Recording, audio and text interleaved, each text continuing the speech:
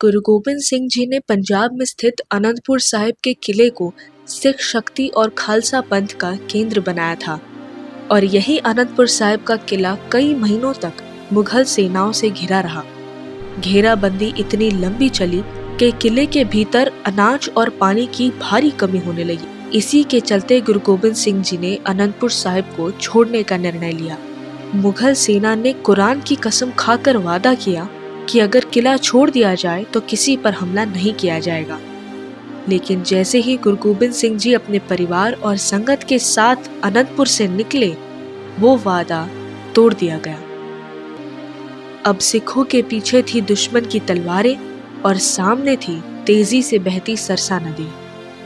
आगे चलकर चमकौर की गढ़ी में एक ऐतिहासिक युद्ध हुआ, जहां गुरु गोबिंद सिंह जी के 2 बड़े साहिबजादे शहीद हो गए। दूसरी ओर उनके 2 छोटे साहिबजादे और माता गुजरी जी, इन्हें सरहिंद में बंदी बना लिया गया और मासूम साहिबजादों को दीवार में जिंदा चिनवा दिया गया। कुछ ही समय बाद औरंगजेब को अपने किए पर पछतावा हुआ। उसने अपने शासनकाल को पाप के रूप में देखा और अपनी वसीयत में ये कहा कि मैं पाप में डूबा हुआ एक गुनहगार हूँ और मेरी कब्र पर कोई मकबरा या सजावट ना हो। इस परिवर्तन का क्या कारण है, आइए देखते हैं।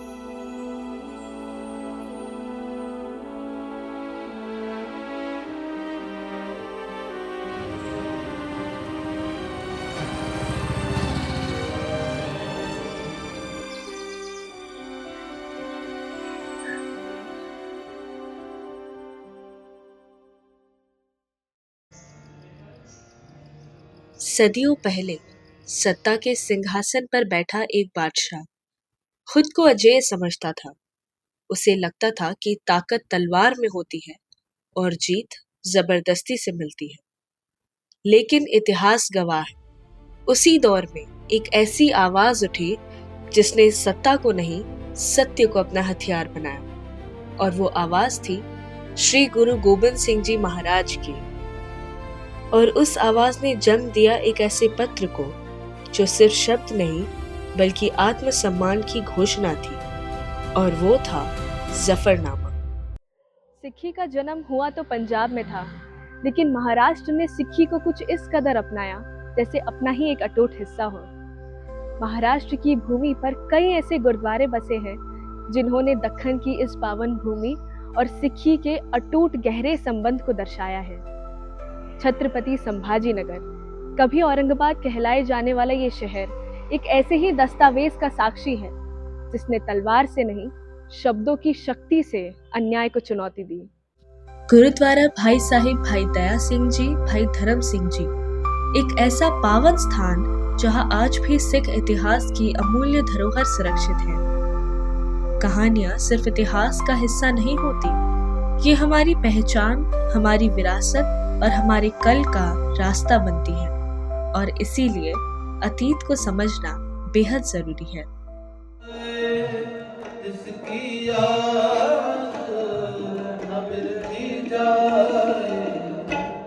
जन लगा हर एक जिसकी याद न बिरती जाए, जन लगा हर एक आन त्याग भय क्या सर अंत अनुग्रह भय मन निर्मल नानक हर गुण गाए। ਵਾਹਿਗੁਰੂ ਜੀ ਕਾ ਖਾਲਸਾ, ਵਾਹਿਗੁਰੂ ਜੀ ਕੀ ਫਤਿਹ। ਪੰਜ ਪਿਆਰੇ ਭਾਈ ਸਾਹਿਬ ਭਾਈ ਦਇਆ ਸਿੰਘ ਜੀ, ਭਾਈ ਧਰਮ ਸਿੰਘ ਜੀ ਲੰਬਾ ਸਮਾਂ ਸਫ਼ਰ ਕਰਕੇ ਉਹ ਇੱਥੇ ਪਹੁੰਚੇ ਨੇ ਔਰੰਗਾਬਾਦ ਦੀ ਧਰਤੀ ਤੇ। ਤਕਰੀਬਨ 30 ਦਿਨਾਂ ਵਾਸਤੇ ਉਹਨਾਂ ਨੇ ਇੱਥੇ ਪੜਾਅ ਕੀਤਾ। ਔਰੰਗਜ਼ੇਬ ਔਰੰਗਾਬਾਦ ਹੀ ਉਸ ਵੇਲੇ ਰਹਿੰਦਾ ਸੀ, ਪਰ ਕੁਝ ਕਾਰਨਾਂ ਕਰਕੇ ਉਹ ਅਹਿਮਦਨਗਰ ਗਿਆ ਹੋਇਆ ਸੀ। ਤਾਂ ਕਰਕੇ ਭਾਈ ਸਾਹਿਬ ਭਾਈ ਦਇਆ ਸਿੰਘ ਜੀ ਅਤੇ ਭਾਈ ਧਰਮ ਸਿੰਘ ਜੀ ਦੋਨਾਂ ਨੇ ਧਾਵਨੀ ਮਹੱਲਾ, ਜਿੱਥੇ ਕਿ ਖੱਤਰੀ ਸਮਾਜ ਧਵਨ ਜਿੱਥੇ ਰਹਿੰਦੇ ਸੀ, ਉਸ ਏਰੀਆ ਨੂੰ ਧਾਵਨੀ ਮਹੱਲਾ ਕਿਹਾ ਜਾਂਦਾ ਸੀ, ਉੱਥੇ ਆ ਕੇ ਇਹਨਾਂ ਨੇ ਤਕਰੀਬਨ 30 ਦਿਨ ਪੜਾਅ ਕੀਤਾ। ਉਪਰੰਤ ਔਰੰਗਜ਼ੇਬ ਨੂੰ ਮਿਲਣ ਵਾਸਤੇ ਅਹਿਮਦਨਗਰ ਜਾ ਕੇ ਉਹਨੂੰ ਕੈਂਪ ਦੇ ਵਿੱਚ ਜਾ ਕੇ ਉਹਨਾਂ ਨੇ ਜ਼ਫਰਨਾਮਾ, ਜਿਹੜੀ ਫਤਿਹ ਦੀ ਚਿੱਠੀ ਗੁਰੂ ਗੋਬਿੰਦ ਸਿੰਘ ਜੀ ਨੇ ਜਿਹੜੀ ਲਿਖੀ ਸੀ, ਉਹ ਦਿੱਤੀ। गुरु गोबिंद सिंह जी ने पंजाब के दीना कांगड़ गांव में जफरनामा की रचना की। आज उसी स्थान पर जफरनामा गुरुद्वारा लोहगढ़ साहिब स्थित है, जहां से गुरु साहिब ने एक खत भाई दया सिंह जी और भाई धर्म सिंह जी के हाथों भेजा था।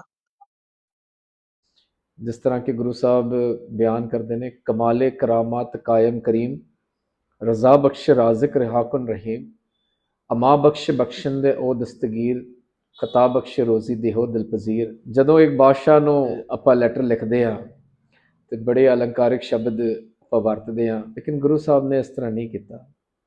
ਗੁਰੂ ਸਾਹਿਬ ਨੇ ਪਹਿਲਾਂ ਹੀ ਅਕਸ਼ਰ ਜਿਹੜਾ ਲਿਖਿਆ, ਪਰਮੇਸ਼ਰ ਦੀ ਉਸਤਤ ਕੀਤੀ ਹੈ ਕਿ ਉਹੀ ਕਮਾਲ ਹੈ, ਉਹੀ ਕਰਾਮਾਤ ਕਰਨ ਵਾਲਾ ਹੈ, ਉਹੀ ਰਹੀਮ ਹੈ।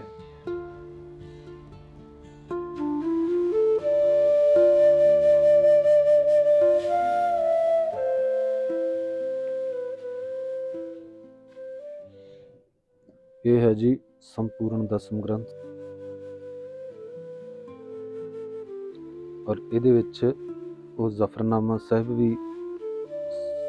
ਮੌਜੂਦ ਹੈ, ਜਿਹੜਾ ਭਾਈ ਦਇਆ ਸਿੰਘ ਜੀ ਦੇ ਹੱਥੀਂ ਦਸਮ ਪਾਤਸ਼ਾਹ ਜੀ ਨੇ ਔਰੰਗਜ਼ੇਬ ਨੂੰ ਭੇਜਿਆ ਸੀਗਾ। ਇਹ ਹੈ ਜੀ ਉਹ ਜ਼ਫਰਨਾਮਾ ਸਾਹਿਬ, ਔਰ ਇਹ ਖਾਸ ਤੌਰ ਤੇ 골ਡ ਦਾ ਵਰਕ ਹੋਇਆ ਹੋਇਆ। ਇਹ ਜਿਹੜਾ ਤੁਸੀਂ ਨਕਸ਼ਾ ਦੇਖ ਰਹੇ ਹੋ, ਇਹ ਸਾਰਾ ਇੰਡੈਕਸ ਹੈ ਜੀ, ਇਹ ਫਾਰਸੀ ਦੇ ਵਿੱਚ ਹੈ, ਔਰ ਇਹ ਸਾਰਾ ਇੰਡੈਕਸ ਅਸੀਂ ਦੇਖ ਰਹੇ ਹਾਂ, ਦਰਸ਼ਨ ਕਰ ਰਹੇ ਹਾਂ ਸਾਹਿਬ ਦੀ। ਇਹ ਹੈ ਜੀ, ਇੱਥੋਂ ਆਰੰਭਤਾ ਹੋ ਰਹੀ ਹੈ ਜ਼ਫਰਨਾਮਾ ਸਾਹਿਬ ਦੀ, ਆਰੰਭਤਾ ਹੈ। जफरनामा में कुल 111 छंद लिखे हैं, जिसमें गुरु साहब ने ईश्वर की स्तुति की, औरंगजेब द्वारा भेजे गए मिलने के न्योते को अस्वीकार किया, चमकौर की जंग और औरंगजेब की झूठी कस्मों के बारे में लिखा।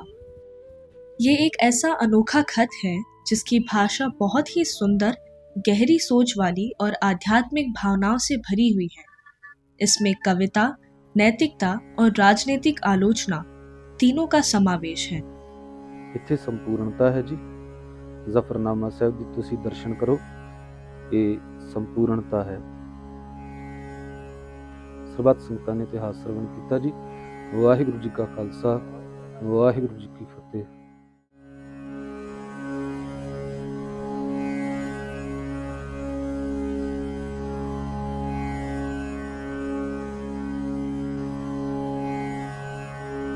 गुरु साहिब जफरनामा में कहते हैं, चू कारस हमा हीलते दर गुज़श्त, हलाल अस्त गुर्दन बशमशीर दस्त।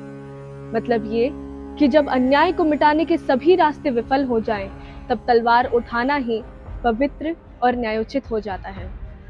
इतिहास कहता है कि औरंगजेब को इस पत्र ने भीतर तक झकझोर दिया था। इस बार पहली बार उसे किसी ने तलवार से नहीं, सत्य से हराया था।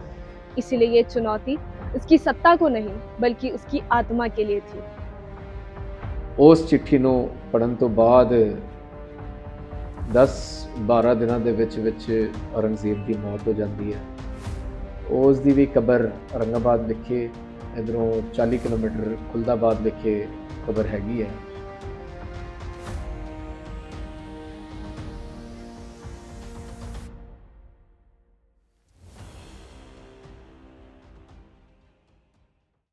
ਇਹ ਹੈ ਜੀ ਭਾਈ ਸਾਹਿਬ ਭਾਈ ਦਇਆ ਸਿੰਘ ਜੀ ਦਾ ਇਤਿਹਾਸ।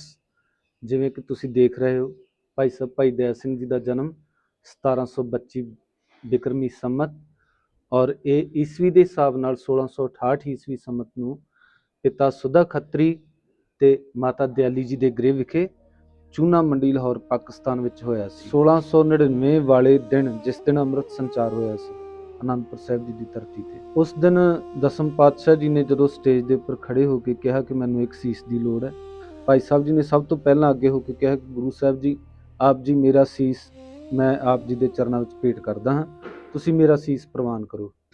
ਈਰਾਨ ਦੇ ਵਿੱਚ ਇਸ ਲੈਟਰ ਦੇ ਉੱਤੇ ਇਹਨਾਂ ਨੇ ਬੜੀ ਖੋਜ ਕੀਤੀ। ਬੱਚਿਆਂ ਨੂੰ ਈਰਾਨ ਦੇ ਵਿੱਚ ਪੜ੍ਹਾਇਆ ਜਾਂਦਾ ਹੈ ਜ਼ਫਰਨਾਮਾ, ਤੇ ਉਹਨਾਂ ਨੇ ਵੀ ਬੜਾ ਮਹਿਸੂਸ ਕੀਤਾ ਕਿ ਇਹੋ ਜਿਹੀ ਇੰਨੀ ਸੋਹਣੀ ਪੋਇਟਰੀ, ਇੰਨੇ ਸੋਹਣੇ ਸ਼ਬਦ ਕੋਈ ਨੌਨ फारसी इंसान नहीं लिख सकता जिन्नी सोहनी गुरु गोबिंद सिंह जी ने लिखी है। संगत का अकीदा इस स्थान ते बहुत ज़्यादा है। हर शनिचरवार ਨੂੰ ਇੱਥੇ ਦੀਵਾਨ ਵੀ ਹੁੰਦਾ ਹੈ। ਨਾਲੇ ਇੰਗਲੈਂਡ ਤੋਂ, USA ਤੋਂ, ਪੰਜਾਬ ਤੋਂ, ਵੱਖ-ਵੱਖ ਕੰਟਰੀਜ਼ ਤੋਂ ਵੀ ਸੰਗਤ ਆ ਕੇ ਇੱਥੇ ਨਤਮਸਤਕ ਹੁੰਦੀਆਂ ਨੇ। ਆਪ ਜੀ ਨੂੰ ਵੀ ਬੇਨਤੀ ਕਰਦੇ ਹਾਂ ਕਿ ਜੇ ਆਪ ਜੀ ਔਰੰਗਾਬਾਦ ਆਉਂਦੇ ਆ ਤਾਂ ਜ਼ਰੂਰ ਇਸ ਸਥਾਨ ਤੇ ਦਰਸ਼ਨ ਕਰਿਓ, ਗੁਰੂ ਦੀਆਂ ਖੁਸ਼ੀਆਂ ਪ੍ਰਾਪਤ ਕਰ ਲਿਓ। ਵਾਹਿਗੁਰੂ ਜੀ ਕਾ ਖਾਲਸਾ, ਵਾਹਿਗੁਰੂ ਜੀ ਕੀ